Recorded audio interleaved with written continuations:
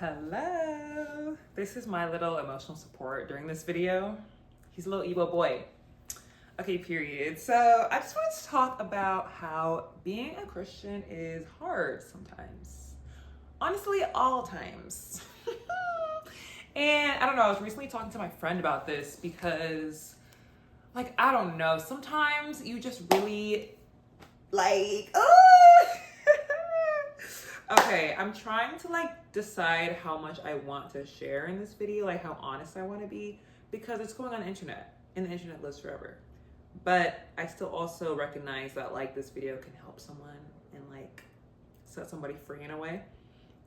And so I'm just gonna talk. I'm just gonna be honest about my journey and why Christianity is so important to me and why we have to hold on to it even when it gets hard. So I grew up Christian. I grew up in a Christian household, and it's cute. You just grow up being period, Jesus, yes. But until you really get to know Jesus for yourself, get to know God for yourself, you're just gonna be going through the motions. I grew up in church, and then I went to college, and then I went crazy because I didn't go that crazy, but I was partying, I was doing things that college kids do, drinking, whatever. And I didn't have a personal relationship with him until I feel I moved here to Colorado. Well, I'm not in Colorado right now, but until I moved to Colorado about 2 years ago, that's when I actually started seeking him out for myself and realizing oh, this is a relationship. It's not just a do this, do that. Because I feel that's kind of how I grew up. You just have all these hard rules and you're why am I even doing this? What's the point? But then once you actually develop a relationship with Jesus Christ and you realize oh, I'm doing this because I love you. You're doing this because you love me. I don't even deserve anything that you're giving to me, but it's just a blessing. That's what a blessing is. You don't even deserve it. We're just blessed by God's grace and his mercy. Because what we do deserve is to die. Because we're all sinners, but that's okay because that's why Jesus died. It's crazy. Honestly, y'all, it's crazy. Go read the Bible for yourself. It's a crazy book. But anyways, I want to talk about where we are now, how I got to this point. Because recently, okay, this is the part where I'm debating how honest I want to be. But, okay, I'll just say it. I've been celibate for almost a year. In May, it'll be a year. And that's cool and all. But sometimes I'm okay, sometimes I don't want to be celibate anymore. Okay, I'll just put it like that. And I was talking with my friend about it because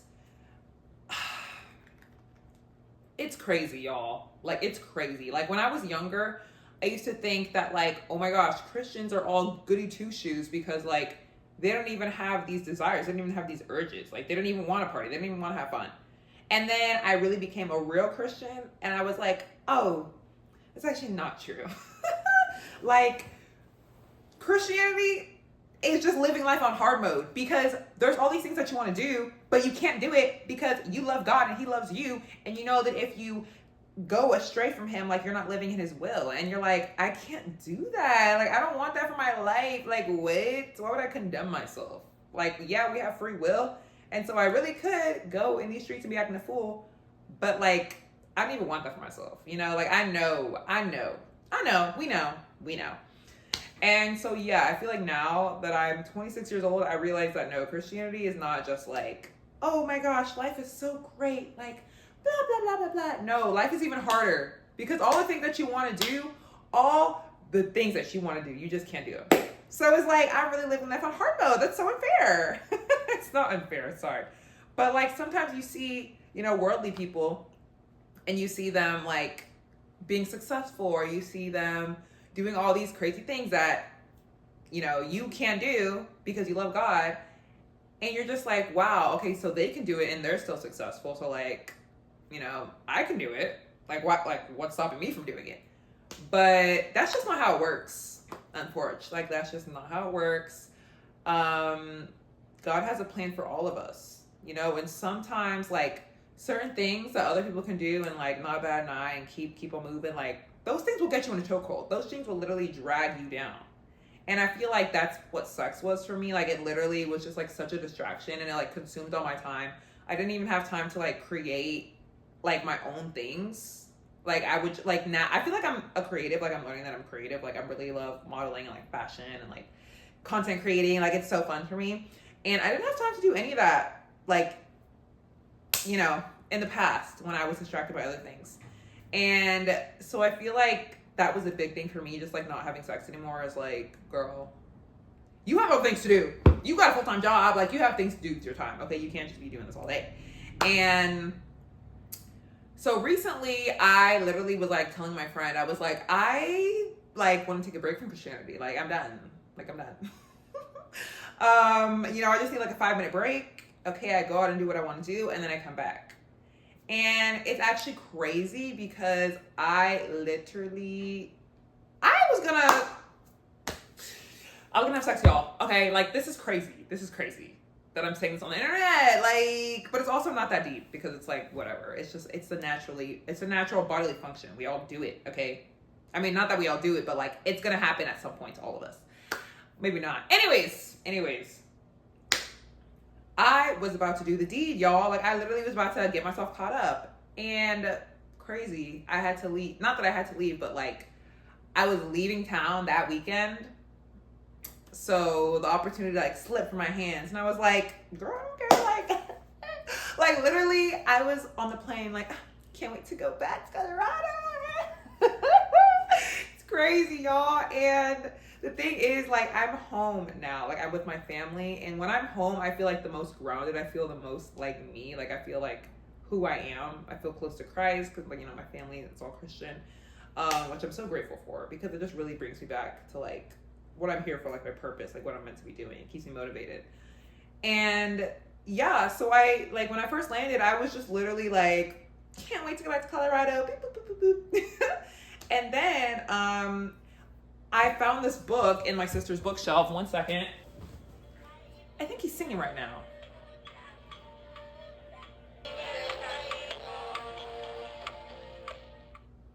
Too cute, y'all. He sings, he talks, he does it all. We love our Igbo baby. I'm gonna put the link for this in the description because it's actually really cute. It's called Cheta Igbo. Anyways, I saw this book in my sister's bookshelf called Bamboozled by Jesus by Yvonne Orji.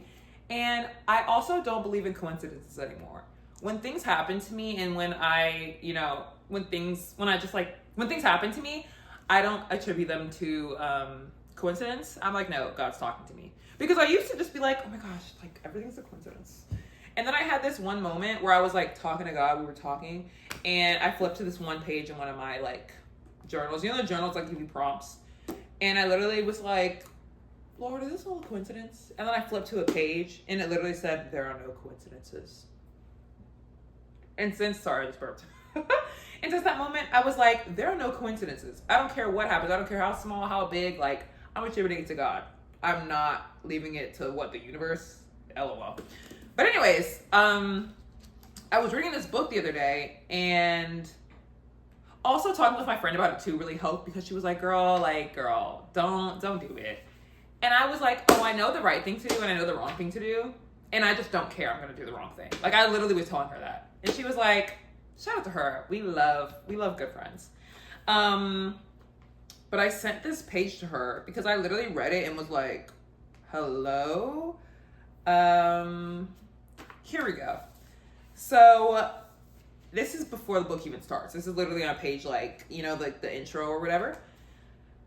She says, being bamboozled by Jesus is low-key the most frustratingly amazing thing you'll ever experience.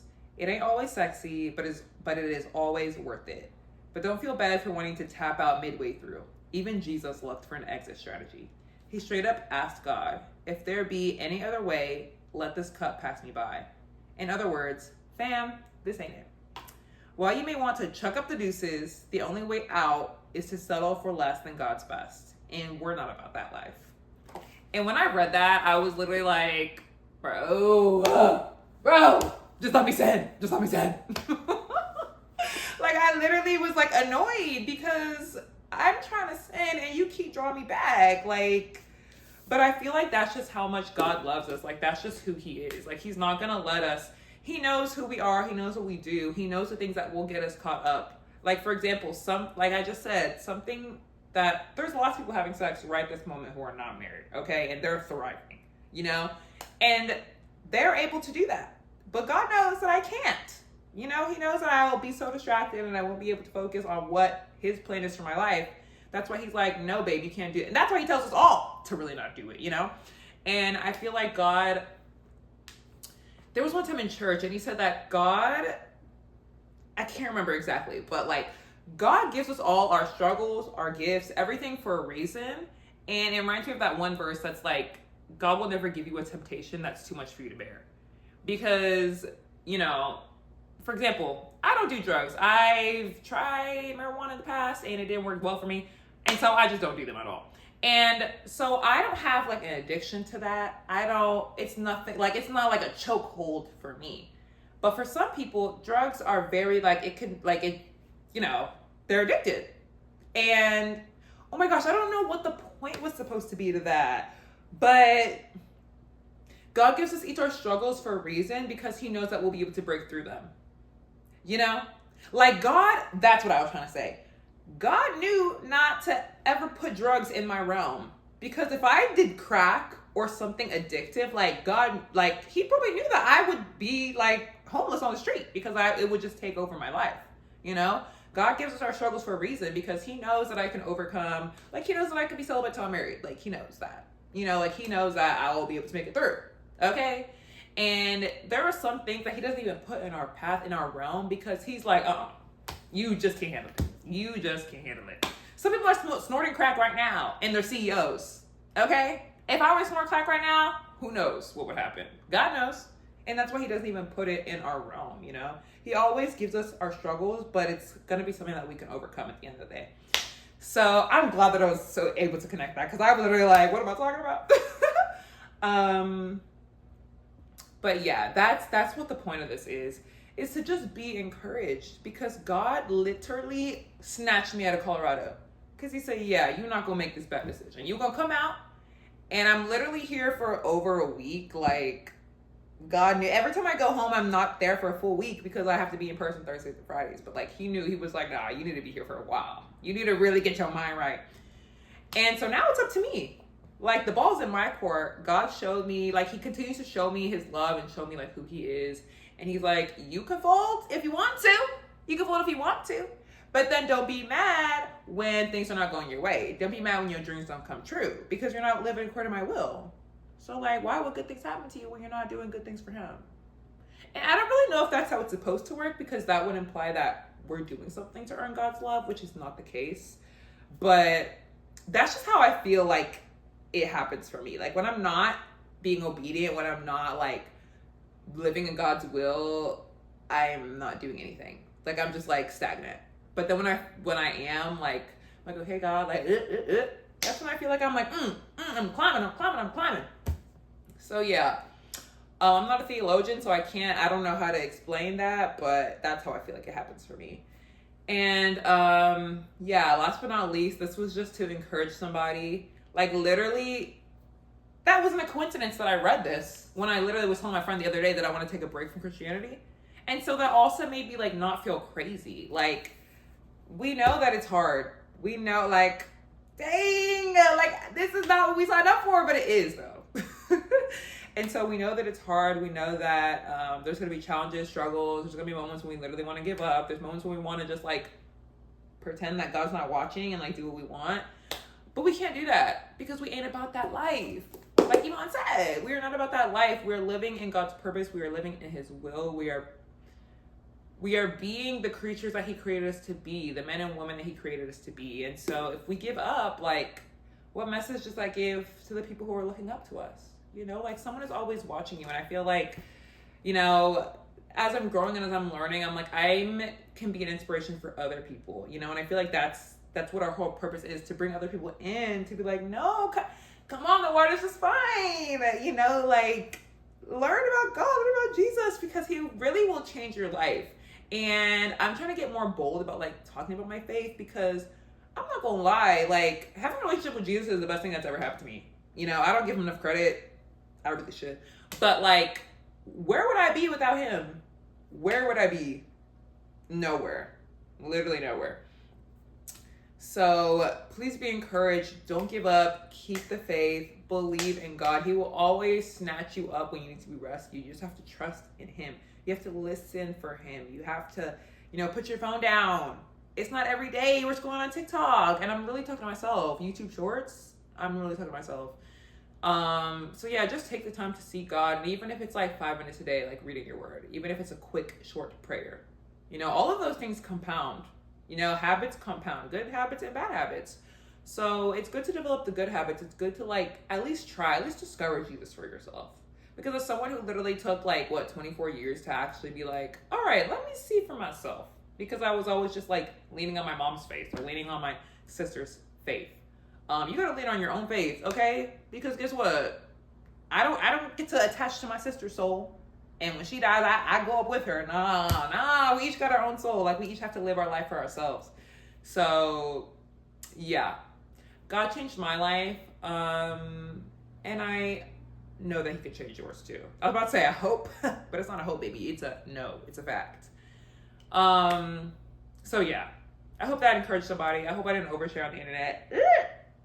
And that's all for now. Okay, bookies. Bye.